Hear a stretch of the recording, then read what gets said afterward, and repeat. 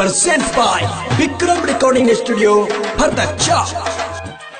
चलो चलो सब जात बाटे। Music by Kanchan Raj, Hajipur Vaishali. चलो चलो सब जात बाटे।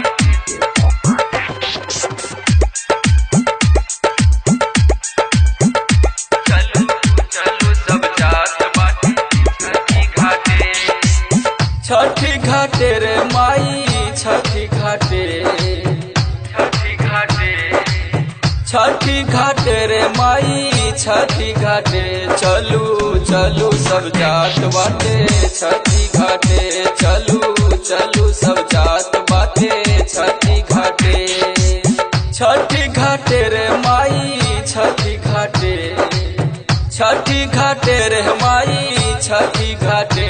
चलू चलू सब जात बाटे, छठी घाटे। चलू चलू सब जात बाटे, छठी घाटे।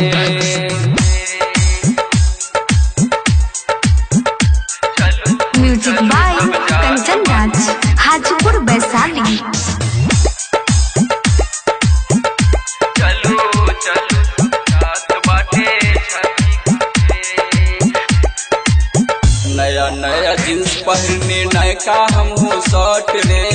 देरी जन करहू माई, चलो ना फटाफट रे, ना फटाफट रे, ना फटाफट रे। हाँ, नया नया जींस पहने नयका हमहू शर्ट रे। देरी जन करहू माई, चलो ना फटाफट रे।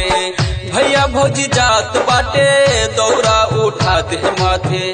भैया भौजी जात बाटे, दौरा उठा दे माथे। चलो चलो सब जात बाटे, छठी घाटे। चलो चलो सब जात बाटे, छठी घाटे।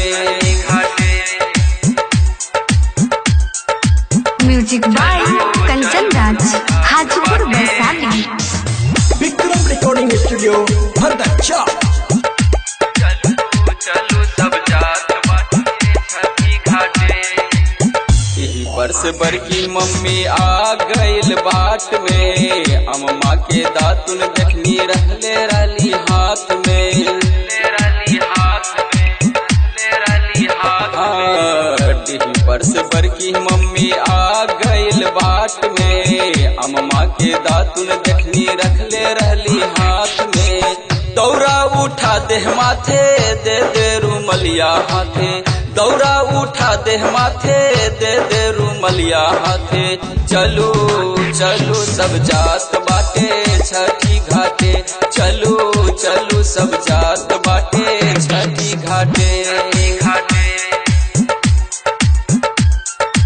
Music by Kanchan Raj, Hajipur Vaishali. चलो चलो सब जात बाटे, छठी घाटे। और ही से रहे नागेश्वर घाटिया सजावत। कभी लाउड स्पीकर चोंगा डीजे बजावत, डीजे बजावत, डीजे बजावत। और ही से रहे नागेश्वर घाटिया सजावत। कभी लाउड स्पीकर चोंगा डीजे बजावत। जनरेटर चली राते, गावे त्रिवेणी साथे। जनरेटर चली राते, गावे त्रिवेणी साथे। चलू